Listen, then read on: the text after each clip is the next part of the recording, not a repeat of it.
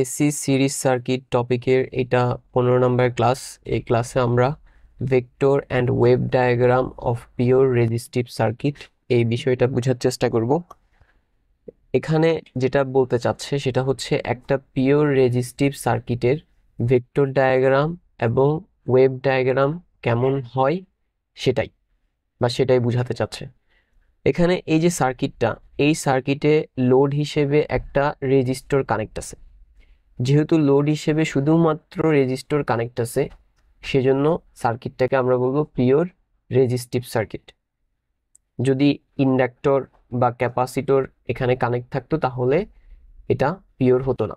যে এটা পিওর কারণ এখানে শুধু এটা পিওর রেজিস্টিভ কারণ এখানে লোড হিসেবে শুধুমাত্র রেজিস্টর কানেক্ট আছে, দ্যাটস ওয়াই। ওকে, এই যে সাপ্লাই দেয়া হচ্ছে এখানে, এই সাপ্লাইটা হচ্ছে এসি সাপ্লাই বা এসি ভোল্টেজ। আর এই এসি ভোল্টেজের যে ইকুয়েশন, সাইনোসয়েড ইকুয়েশন, সেটা হচ্ছে এটা। যেহেতু আমরা এখানে এসি ভোল্টেজ সাপ্লাই দিলাম, তাহলে অবভিয়াসলি সার্কিটে যে কারেন্ট প্রবাহিত হবে, আমরা ধরলাম কারেন্ট প্রবাহিত হওয়া শুরু করলো। যেহেতু সার্কিটটা একটা ক্লোজড সার্কিট, সো কারেন্ট প্রবাহিত হবেই। আর এই যে কারেন্ট প্রবাহিত হওয়া শুরু করবে, এসি সাপ্লাইয়ের ফলে যে কারেন্ট প্রবাহিত হবে সেটাও এসি কারেন্ট হবে। তো এই এদিক দিয়ে যে এসি কারেন্টটা প্রবাহিত হচ্ছে, আমরা যদি সেটার ইকুয়েশনটা লিখি, সেটা ইকুয়েশনটা হবে i t equal i m sine omega, sine হবে এটা, সাইন ওমেগা টি। আমরা এই যে দুইটা সাইনোসয়েড ইকুয়েশন এখানে লিখলাম, এদের স্ট্যান্ডার্ড ফর্মুলাগুলো একটু লিখে নিচ্ছে। যেমন ভোল্টেজেরটা হচ্ছে VT equal VM sine omega টি প্লাস থিটা। সো নাও আমরা যদি খেয়াল করি, এটা হচ্ছে স্ট্যান্ডার্ড আর এটা হচ্ছে আমাদের গিভেন। স্ট্যান্ডার্ডটাকে যদি গিভেনের সাথে কম্পেয়ার করি তাহলে দেখব স্ট্যান্ডার্ডের শুধুমাত্র এই এতটুকু পার্ট আছে।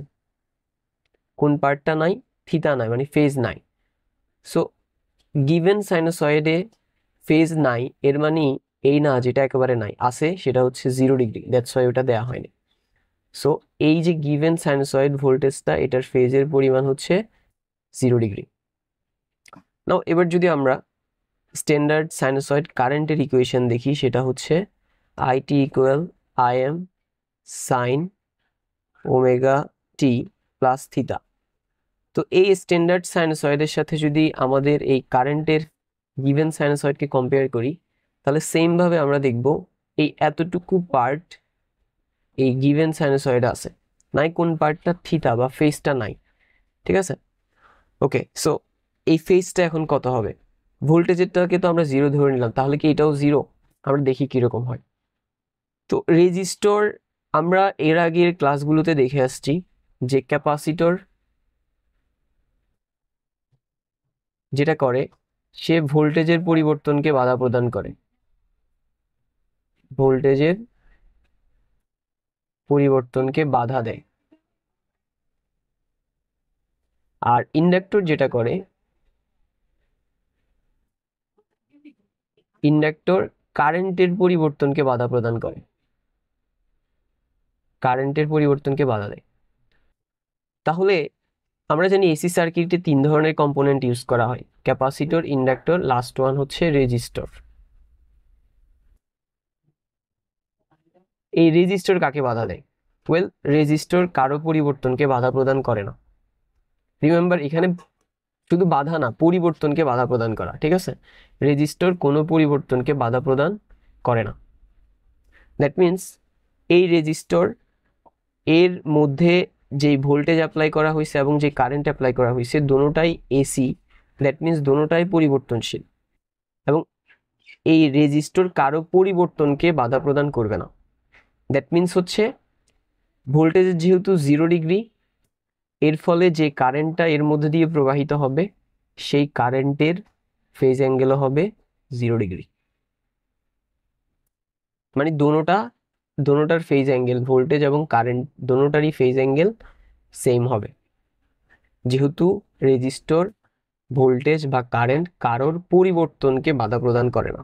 ঠিক আছে, এখানে কিন্তু ইম্পর্টেন্ট বিষয়, আমরা শুধু বাধা এই কথাটা বলি না, পরিবর্তনকে বাধা। এই কিন্তু এই দিক দিয়ে যে কারেন্ট প্রবাহিত হচ্ছে, রেজিস্টর কারেন্টকে বাধা দেয়। ঠিক আছে, কিন্তু এসি কারেন্টের ধর্ম কি? এসি কারেন্টের ধর্ম হচ্ছে পরিবর্তিত হওয়া, ওই পরিবর্তনকে বাধা প্রদান করে না। কারেন্টকে ঠিকই বাধা দেয়, বাট কারেন্টের পরিবর্তনকে না। ঠিক আছে, বা ভোল্টেজও সেম।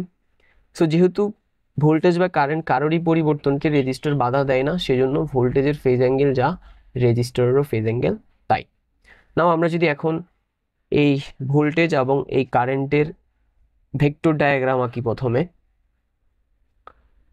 সেটা কেমন হবে? আমরা ধরে নিলাম আমাদের ভোল্টেজ হচ্ছে রেফারেন্স। সো সেই হিসেবে এটার এটা হচ্ছে আমাদের ভোল্টেজ। ঠিক আছে, এটা ভোল্টেজের। আর এবার আমরা কারেন্টেরটা দিই। যেহেতু ভোল্টেজের ডিগ্রি পরিমাণ 0 এবং কারেন্টেরও ডিগ্রি পরিমাণ 0, সেজন্য ভোল্টেজ যেখানে আছে কারেন্টও ঠিক সেখানেই হবে। দ্যাট মিনস এখানে কারেন্টের ভেক্টরটা এই ভোল্টেজের উপরেই হবে।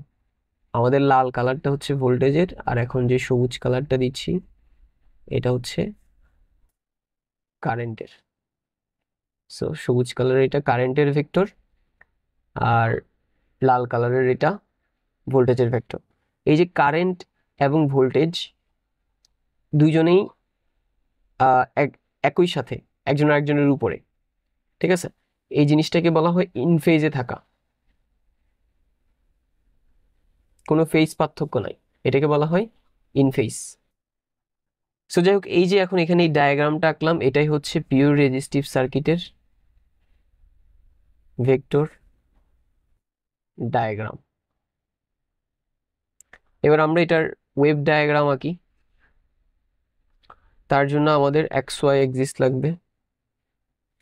এটা আমাদের ওয়াই এক্সিস, আমরা ধরলাম এটা আমাদের এক্স এক্সিস। না, একটু এদিকে দিই, এটা আমাদের এক্স এক্সিস। সো এই এক্সিসের এক্স এর এখানে আমরা দিব ওমেগা টি। এটা হচ্ছে আমাদের অরিজিন পয়েন্ট 0। এখানে ধরলাম 90, 180, 270, 360। So 90 degree, 180 degree, 270 degree, 360 degree.